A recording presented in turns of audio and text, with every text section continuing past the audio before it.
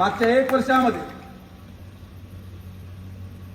जेवढे कामं मी केले, मागच्या 1 वर्षामध्ये जेवढे उद्घाटन आणि भूमिपूजन मी केले, त्याचं 2% सुद्धा काम हे आज जनतेने निवडून दिलेला लोकप्रतिनिधी करू शकला नाही।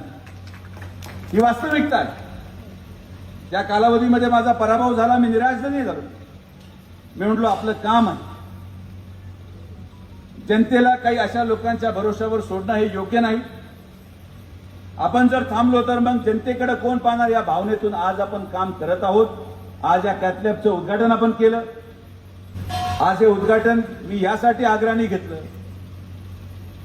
की मला या अहिल्यानगर शहराला आणि अहिल्यानगर जिल्ह्याच्या जनतेला या व्यासपीठावर आवर्जून सांगायचं की सुजय विखेची ओळख कुठल्या पदामुळे नाही। मी खासदार असलो काय नसलो काय, आमचा परिवार, आमराव संग्राम जगताप, आम्ही सगळेजण आपल्या सेवेसाठी कटिबद्ध आहोत आणि शेवटच्या श्वासापर्यंत आम्ही आपलं काम करत आहोत।